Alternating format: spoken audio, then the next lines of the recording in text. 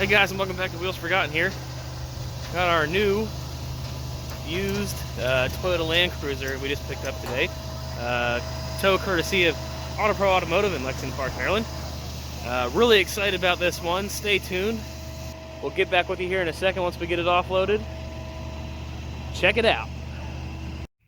And we're back now. So we went ahead and got it off the truck.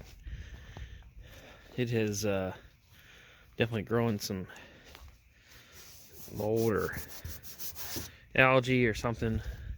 Been sitting under a bunch of trees, a lot of cover. Definitely needs a massive cleaning, but it's all there, and I don't see any issues, any rust issues really, except for these side steps. Don't know if these were factory option or anything. I don't know a whole lot about these trucks. This is a 95 Landcruiser. That little knot there in it. So, let's see if I can't get anything open. There we go.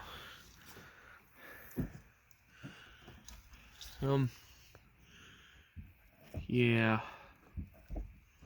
definitely needs cleanup. Let me tell you, it smells in here, guys. It is musty and moldy and wet. I imagine that wonderful sunroof up there has leaked, or maybe even these vent windows or something. But I really think this thing just needs several hours or days worth of scrubbing and labor and hard work, and it should clean up pretty nice and have a pretty cool vehicle. The frame looks okay underneath of there. Like I said, I really don't see any rust. I know these things had some propensity for rust. There's a little spot in that seam there, but nothing that scares me for a vehicle that's as old as this is. It's pretty straight. And it's got that one little knock in the back, and I think there's a small little ding in the hood right there. It's probably not going to show up.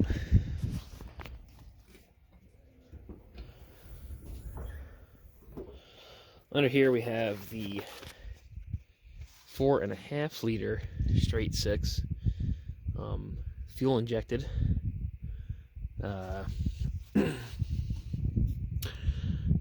Everything looks pretty much intact. I knew the power steering wasn't working.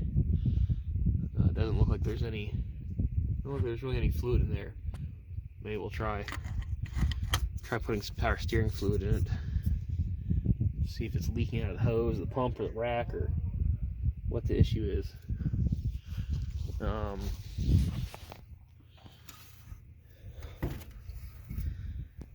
Yeah, it's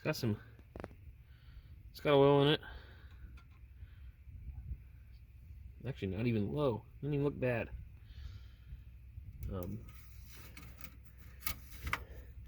I did put a jump box on this, and it actually started right up and idled. So for as long as it's been sitting, I was kind of impressed. I wasn't expecting it to start.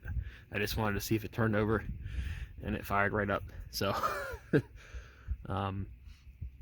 probably gonna go ahead and drain what's left of the gas. There's not much. The fuel tank's pretty much empty, so I may just try to top it off and see what happens. But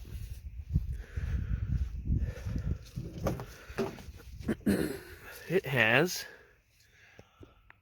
140,781 miles on it, which for these apparently is very low, considered barely broken in. I looked these up. A lot of people have these 250, 300, 350,000, and trading at that kind of mileage. Some people have over 1 million miles on these things. So the driver's seat has some cracking and wear, but other than that, the rest of the interior, again, it needs cleaned tremendously. It smells terrible in here. But God, I may have to invest in an actual steam cleaner for that headliner. I bet this sunroof is leaking somewhere. But anyway, we'll get this cleaned up, or at least start to get some of the funk off of it, and I'll catch back up with you guys in a couple minutes.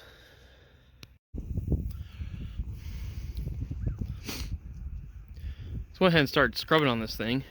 What's that? And paint's coming back pretty good, actually. A lot of the mold's coming off, and there's still some spores and things up here. Might need to get a sponge or something in here to get in there. But debating on whether to pressure wash this thing or not, but it looks like it's coming pretty clean with just some manual brushing. See the difference here. Look at that. Oh, pull that off my finger. That's crazy. And that looks like it's probably gonna clean up pretty good.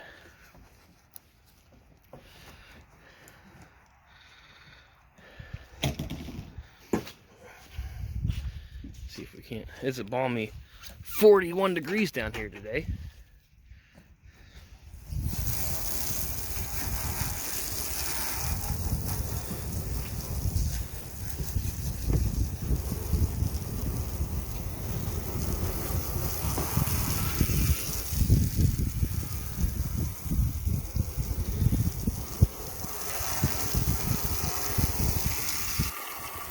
Oh, look at that runoff.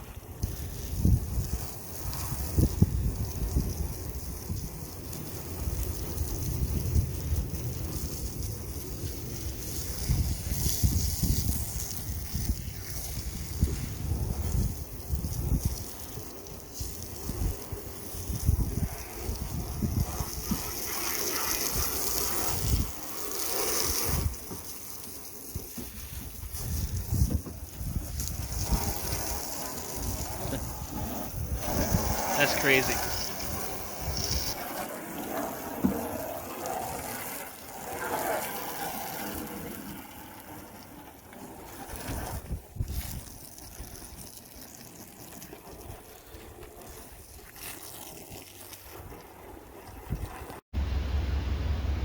Hey guys, and welcome back. Joining us here. Went ahead and got it running. I had it started before, but it was running like complete garbage. I actually have it idling now, as you can see, but you can see the check engine light is on, but my airbag light and ABS light have gone off. Before it wouldn't even hold a 200 RPM idle. Definitely some old gas in there. I filled it up with fresh gas and put some Berrymans in there, let it sit overnight in the tank, and she is absolutely quiet. Taking the air cleaner off seemed to help it idle a little better as well. I'm heating the motor up right now so I can take the spark plugs out. They're pretty much frozen in there. Aluminum cylinder head and no anti-seize on it. We also have power steering leak. Pretty sure there's some cooler lines right there, and they are rusted, and it's coming out of there. The good news is I filled it up full of fluid and turned it lock to lock a couple times, and it quieted down and operated just fine. So I think with some new power steering lines, this thing is, and the longer it runs, the better it runs, which is what I expected. So we're gonna do a basic tune-up on it and see where we go from there. I think we might have a winner on our hands. I think this will do it for part 1 of this video. I'm gonna go ahead and join me for part 2 when we delve into this thing and really start replacing some parts on it. I did clean it up a little bit more as well, but that's about as far as I got. I'm gonna go ahead and detail that interior probably here in the next couple days. So stick around for part 2. If you like this video, if you could comment below what your favorite thing is about it or what you would do with it, I'd appreciate it. And subscribe. And we'll see you next time here on Wheels Forgotten.